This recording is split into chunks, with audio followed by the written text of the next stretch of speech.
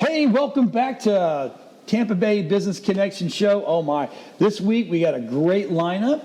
First coming out of the gates, right here, we're going to go right now, is Raenell Shirley with Be a Light Missions.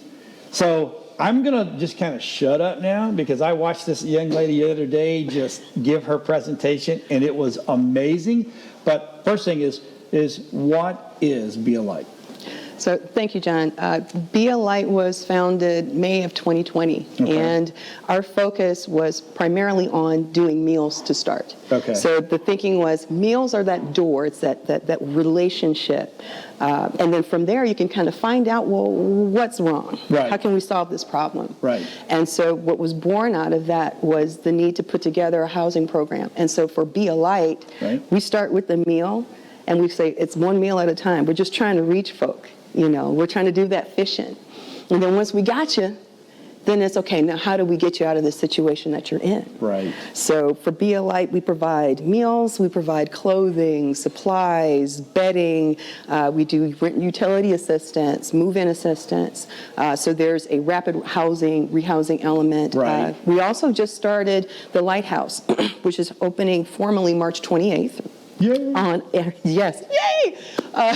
It's on 8425 Arcola Avenue, which is right off of US 19 and Arcola Avenue, a block north of New York. Right. We're opening that as a homeless resource center. Okay. So all of these kinds of services that you need to try and attack the problem more head on, right, and not just kind of put a Band-Aid on it. Right. It's starting to bring them into there and say, hey, look, we got to love on you, honey. What you need? You need something to eat? Okay, fine. But you know you need a little bit more. Right. You need that employment. You know you need a little bit more. You need skills. You got to be able to read. You got to know how to balance your checkbook. You got to know how to save money so you can pay your rent. All of those things that we think is part and parcel of just everyday life, these folks don't know. Right. So it's kind of helping to rebuild and provide a means of a sustainable, independent living, you know, for those who want it. Okay, so I just want to, why the homeless? I mean, really, and I loved it, but why did you focus on the homeless? Quite frankly, it was more of an evolution to it. Okay. Because my focus was not on the homeless initially. God kind of started to work on me and you know, recognize I say that we are not a church, but we are the church. Right. And so therefore, I started off doing mission trips. Right. To Puerto Rico, and we were rebuilding some of the homes that were destroyed in the course of the hurricanes, as well as with the earthquakes. And God put on my heart when I came back home, it's like, wait a second, there's so much going on around here. Take care of your own backyard. Take care of your own backyard, yes. Before you go out there and you say, oh, look at, no. Not saying that's not important, but it's important for here too. You know, they have need, yes, but we have need here. I'm walking past all of these people who have nothing so that I can get on a flight to go to help somebody else and give them the same things that I can be bringing them here. So after my gallbladder surgery, oh my. I was recuperating, and one of my ministry team leaders, from the mission team leaders rather, from Puerto Rico, contacted me and said, hey, Ray, I'm planning a church, and I'm looking at this one building in Holiday. Can you come take it out with me? And I said, okay, sure, I'm looking at it. And he said, by the way, there's a ton of homeless here. And at the time, I was looking to do a meal ministry, and I was going to try and help out first responders, whomever, just who needs, because need is need. Yes. Right? And that was the very first weekend. It was Memorial Day weekend. I just came off of recovering from gallbladder surgery. Oh, my. And we started just taking sandwiches out, just hitting McDonald's and buying hamburgers and cheeseburgers. Right. And just saying, hey, are you hungry? Right. That's the only thing. I don't ask you whether or not you're a believer. I don't ask you if you're homeless. Right. Are you hungry? Yeah. You know, and in that moment, then I can open up a relationship. I can open up a dialogue. You know, how are you today? Right. You know, I'm Ray. How are you? You know, that's the kind of interaction that we have. And because it's real and it's authentic, we're not trying to dox you, and we're not trying to judge you. We're not trying to send you to the police or anything like that. We're really just trying to help you in this moment because we see you and we believe that God has sent us in that moment to see what you need. How can we help you? You know, it's planting a seed with every interaction. Every meal is another seed. We explain that, you know, with every breath that you have, it's another chance. Right. So how can we not keep going out there and just fish? Yeah. Come on. Because once we got you, now we're going to teach you how to do it yourself. Right. So what is the situation in Pasco right now? Because I know we all want to help everybody, but our own backyard, that's Pasco. Yes. So what's the situation like right now? The situation in Pasco right now, people can feel the things around them. You see a lot of folks with the bikes. You see a lot of the signs, but you don't really see some of the things that go on behind the scenes. So a lot of the root cause that we assume is there is around addiction. Right. You know, we assume, but it's not it. Mm-mm. You actually have a lot of working poor that are on the street. You know, there's a favorite restaurant that I have, and I won't say which one because I don't want people to get freaked out who would get freaked out. I was telling my wife about this last night. Yes. But it's one of my favorite restaurants in the area. Yeah. And the sous chef that works there, he comes to our line to get a sandwich. And when we were talking to him, he said, no, I have a job. I can't find housing that I can afford. Right. He's working massive hours, but he can't find a house that he can afford. He can't find an apartment. You know, there's also a great deal of fraud. Right. Right. So you have someone who puts out an ad saying, hey, we've got a room for $500 a month. Right. We don't have to worry about your background check or anything like that.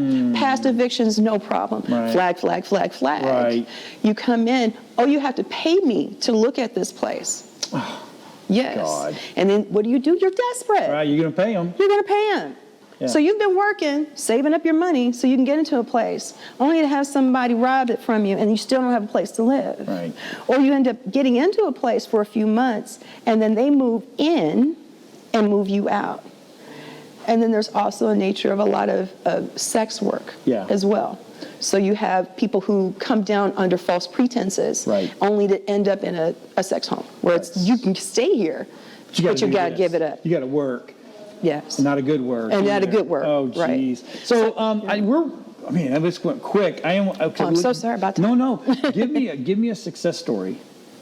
Tell me about something I know, because I know you're beaming proud. So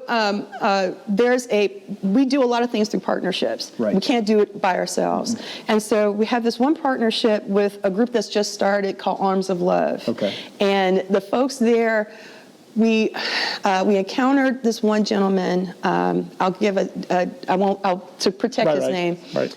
We'll call him Fred. Okay. But when we encountered Fred, his mother was incredibly worried about him. She pretty much figured that he was just going to die. Right. His addiction was going to kill him. He was coming into an intervention, basically. Right. I get a phone call, Ray, you got to be here like now. We got someone that we think is ready to go into rehab but we need to move quick. Yeah.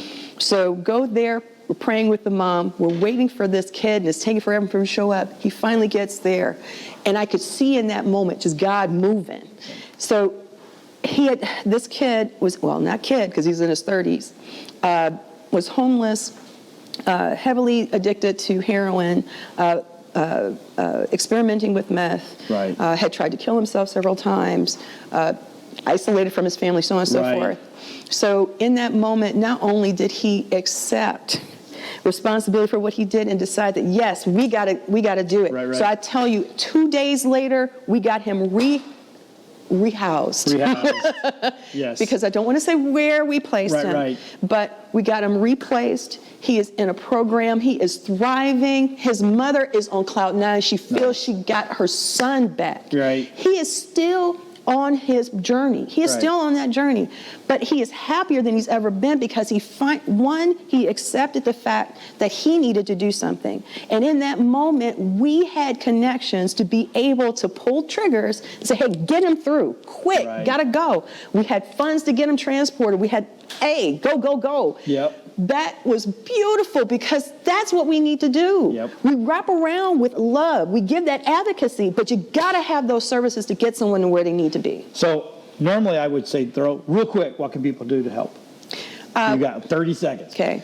What you can do to help. First and foremost, we need low-income housing. If you don't have it, then a lot of the working poor have nowhere to stay. So if you know folks who are developers, who are real estate agents, things of that nature, that know of low-income housing, please contact Coalition for the Homeless of Pasco County. They are constantly looking for rental places for people that they have on a list for housing. The other way that you can help is to talk to your local representatives, because quite frankly, some of the challenges that they have from an employment perspective are because of laws that are on the books on a state level, things that make it hard for them to go back to work after they've come off of this out of prison, and so therefore they're the ones who end up under your car.